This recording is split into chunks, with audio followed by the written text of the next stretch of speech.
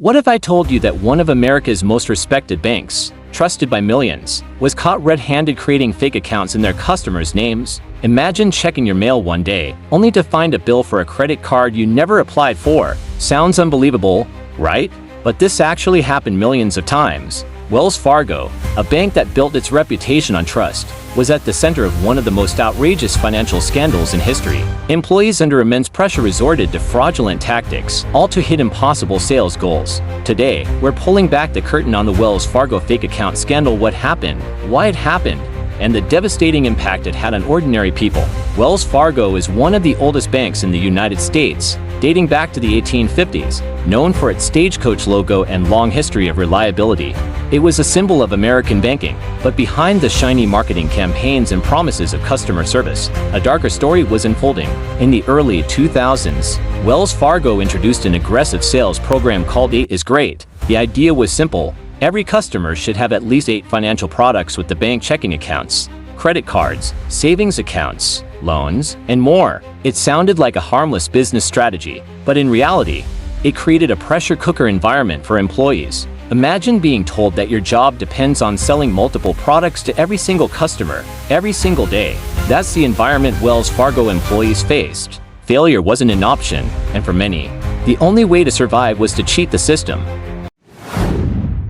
Under the 8 is Great initiative, employees had to meet near impossible sales quotas. Every day, they were expected to open accounts, cross-sell products, and push customers to sign up for more. If they didn't meet their numbers, they risked losing their jobs. Faced with such immense pressure, employees started cutting corners. They began opening fake accounts in customers' names without their consent. Here's how it worked. Employees would take personal information from existing customers and use it to create unauthorized accounts. They'd sign customers up for credit cards and bank accounts without informing them. To make these accounts seem legitimate, they'd even transfer small amounts of money between real and fake accounts, often causing overdraft fees or other issues for the customers. To meet their daily quotas, employees also created fake email addresses, signed up customers for online banking, and enrolled them in services they never agreed to. The result? By the time the scandal broke, over 3.5 million fake accounts had been created.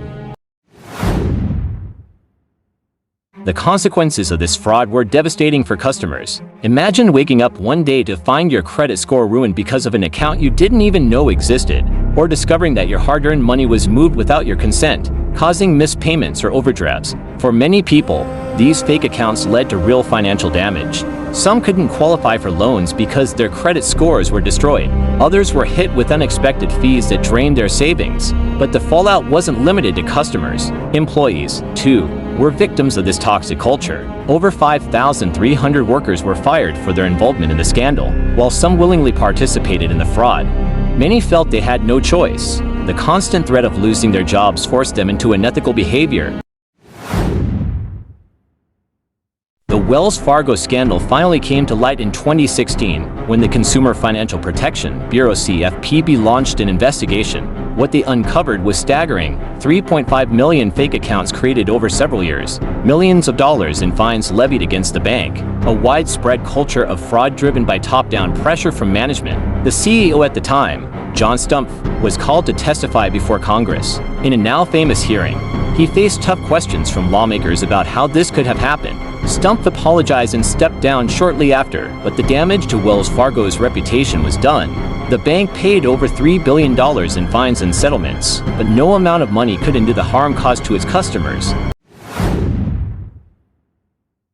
This scandal isn't just a story about one bank's bad behavior. It's a cautionary tale about the dangers of unchecked corporate greed. Wells Fargo prioritized profits over people, and the result was a massive breach of trust. Customers relied on the bank to protect their money, but instead, they were exploited. The scandal also exposed flaws in the financial industry as a whole. If a bank as big and established as Wells Fargo could engage in this kind of fraud, what else might be happening behind the scenes? But the most important lesson is about vigilance. This could happen to anyone. If you don't regularly monitor your bank accounts and credit reports, you might not even realize when something is wrong. The Wells Fargo fake account scandal is a stark reminder that even the most trusted institutions can fail us. It's a story of corporate greed, toxic workplace culture, and the real-life consequences of putting profits above ethics. But it's also a call to action. Protect yourself by staying informed and proactive. 1.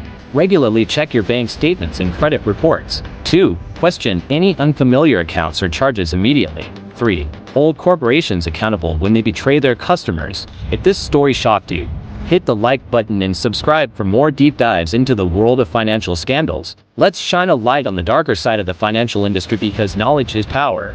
And together, we can demand better.